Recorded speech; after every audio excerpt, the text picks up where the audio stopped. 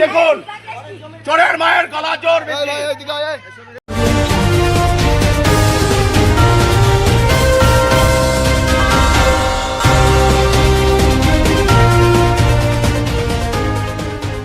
অভিযোগ সরকারি স্কুলের পোশাক পাচারের চেষ্টা, টোটো আটকে বিক্ষোভ বিজেপির। বৃহস্পতিবার সকালে কাকসা বিডিও অফিসের পাশের একটি ক্লাব ভবন থেকে টোটোয় করে সরকারি স্কুল পড়ুয়াদের পোশাক অন্য জায়গায় সরানো হচ্ছিল।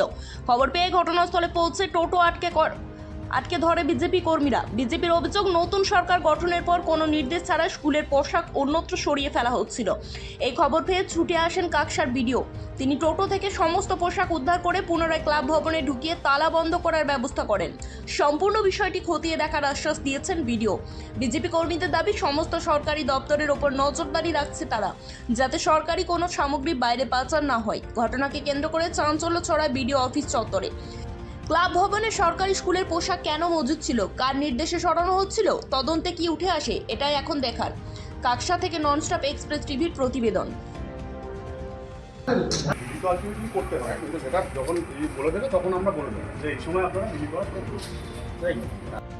আমরা এটুকু আশ্বাস পেলাম যে আমাদের সরকারি জামা পোশাকগুলো আছে প্রাইমারি স্কুলে, তারা বিডিও ক্লাব থেকে পাচার হচ্ছিল, আমাদের সন্দেহ হচ্ছিল। তারা বিডিও সাহেবকে আমরা ফোন করি, বিষয়টা পরে আমরা জানতে পারলাম যে এরকম বার্তা ছিল যে অফিস থেকে যে কোনো সরকারি মাল এই মুহূর্তে বন্টন করা যাবে না।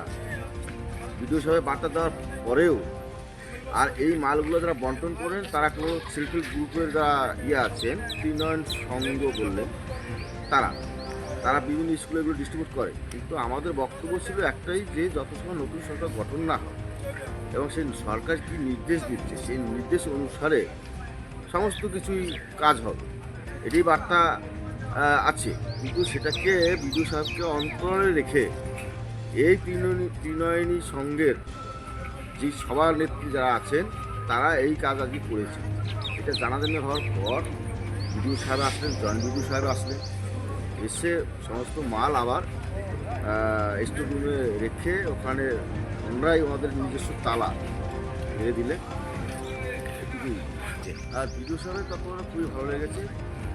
আমরা চাই যে স্বচ্ছভাবে শাসন করুন, আর যারা আমরা আছেন তারা এই ধরনের আচরণ, এই ধরনের কাজ করাটাই হচ্ছে, সহযোগিতা করাটাই হচ্ছে বাঞ্ছনীয়। তৃণমূল তো আপনি জানেন যে মমতা ব্যানার্জি এখনও বলছেন আমি পদত্যাগ করব। আপনারা জানেন নির্বাচনে হেরে যাওয়ার পর যে কোনো সরকার নতুন হওয়ার আগে যে মুখ্যমন্ত্রী পূর্বে থাকে সে পদত্যাগ করে, এটা প্রথা। কিন্তু আমরা দেখলাম মুখ্যমন্ত্রী নিজে বলছেন পদত্যাগ করব, হেরেও বলছেন হারিনি। আর তাদেরই একটা এই সাঙ্গপাঙ্গ, তাদেরই যে এইগুলো আছে, তারা সেইটা মনে করছে এখনও বোধহয় আমাদের সরকার আছে, আমরা যা তাই করবো, সেটাই ঠিক। আপনারা সেটা করতে দেবেন? আমরা কোনো মতে করতে দেবো না। আমরা মানুষের পাশে আছি, মানুষের পাশে থাকবো। সরকারি তন্ত্র সরকারিভাবে চলবে, সেখানে কোনো জালিয়াতি চলবে না, দুর্নীতি চলবে না। এগুলো যদি আমরা দেখি তৎক্ষণাৎ ভারতীয় জনতা পার্টি কোনো কার্য যদি দেখে সেইখানেই আমরা একটা প্রতিবাদ করব এবং সচ্ছলভাবে প্রশাসন চলবে এই আশা রাখি। ঠিক। আপনার নামটা? মানে গ্রুপের ওরা ভাড়া নিয়ে এখানে ওই স্কুল ড্রেস রেখেছিল, সেই স্কুল ড্রেসটা আজকে ওরা বার করে নিয়ে যাচ্ছিলো, হয়তো কোনো স্কুলে দেবে বলে। যদিও আমরা বলেছিলাম যে এই মুহূর্তে এগুলো এখন করার দরকার নেই, তো সেটা নিয়ে ওনারা একটা প্রতিবাদ করেছেন। তো আমরা আজকে সব মালপত্র এখানে ঢুকিয়ে দিলাম এবং আমরা নিজেরা একটা তালাও দিয়ে দিলাম, যাতে এখান থেকে আমাদের পরবর্তী নির্দেশ না আসা হবে কেউ যেন কোনো স্কুল ড্রেস বার করতে না পারে বা কোথাও নিয়ে।